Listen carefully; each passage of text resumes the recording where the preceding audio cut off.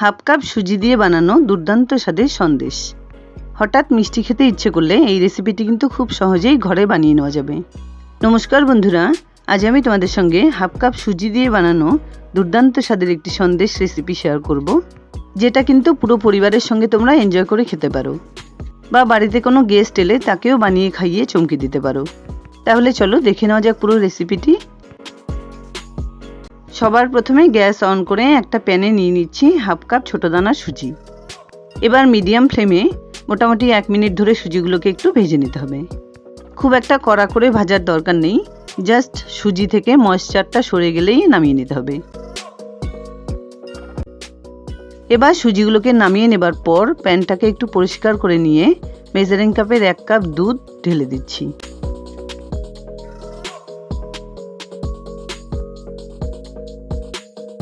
দুধের সঙ্গে মিশিয়ে দিচ্ছি ফাটিয়ে নেওয়া 2টো এলাচ আর সঙ্গে 2 টেবিল স্পুন চিনি। চিনি আর এলাচ দুধের সঙ্গে একটু নাড়াচাড়া করে এলাচের ফ্লেভারটা দুধের সঙ্গে মিশে গেলে এলাচ দুটোকে এভাবে হালকা করে তুলে ফেলে দিচ্ছি। এবার ফ্লেমটাকে লোতে রেখে ভেজে রাখা সুজিগুলো ঢেলে দিয়ে কন্টিনিউ নাড়াচাড়া করে এভাবে দুধের সঙ্গে মিশিয়ে নিতে হবে। সুজিটা একটু ঘন হয়ে এলে এর সঙ্গে মিশিয়ে দিচ্ছি হাফ কাপ নারকেল কোড়া। এবার ফ্লেমটাকে অফ করে দিয়ে নারকেল কোড়া সুজির সঙ্গে খুব ভালোভাবে মিশিয়ে নিতে হবে। একটা স্প্যাচুলা দিয়ে এভাবে চেপে চেপে সুজি আর নারকেল কোড়া খুব ভালোভাবে সেট করে নিতে হবে। একটা থালায় আগে থেকে একটু তেল মাখিয়ে নিয়েছিলাম, এবার সেই থালায় সম্পূর্ণ সুজিটাকে ঢেলে নিচ্ছি। এবার এটাকে এভাবে একটু ছড়িয়ে দিচ্ছি যাতে খুব তাড়াতাড়ি ঠান্ডা হয়ে যায়। নারকেলের সন্দেশ বানানোর জন্য এরকম ছাঁচ আশা করি প্রত্যেকের বাড়িতেই থাকে। সেরকম 2টো ছাঁচ নিয়ে একটা বাটিতে জলের মধ্যে ভিজিয়ে রেখেছিলাম। এবার ছাঁচের ঠিক মাঝখানে একটুখানি ঘি লাগিয়ে নিয়ে সুজির ডোটা থেকে একটুখানি সুজি তুলে নিয়ে এভাবে গোল করে পাকিয়ে ছাঁচের মধ্যে দিয়ে খুব সুন্দরভাবে চেপে চেপে একটা সন্দেশ বানিয়ে নিচ্ছি। তারপর আলতো করে চেপে ধরে সন্দেশটাকে ছাঁচ থেকে তুলে নিলাম।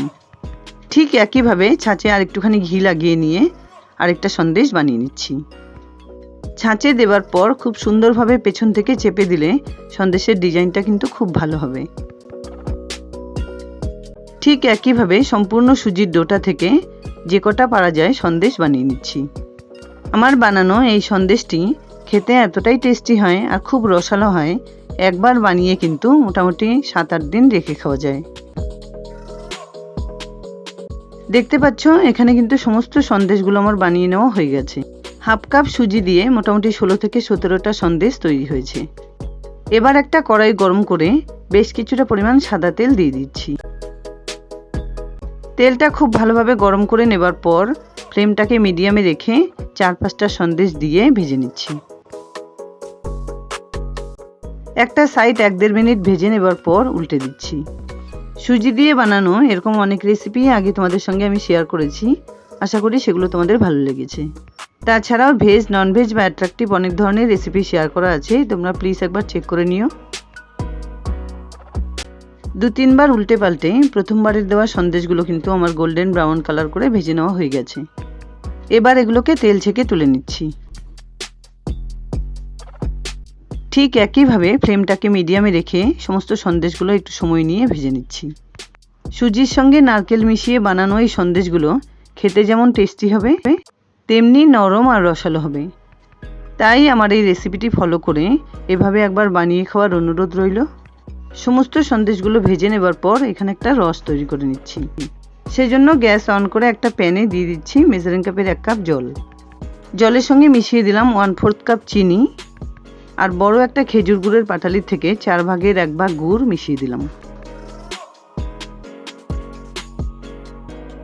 চিনি আর গুড় জলের সঙ্গে ভালোভাবে মিশিয়ে একটু সময় ধরে এই রসটাকে বানিয়ে নিতে হবে।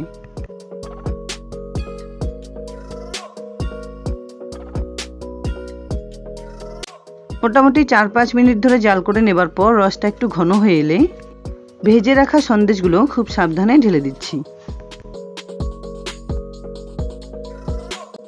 এবার হালকা হাতে সমস্ত সন্দেশগুলো রসের সঙ্গে খুব ভালোভাবে মিশিয়ে নিয়ে 1-1.5 মিনিট ধরে হাই ফ্লেমে এগুলোকে ফুটিয়ে নিতে হবে।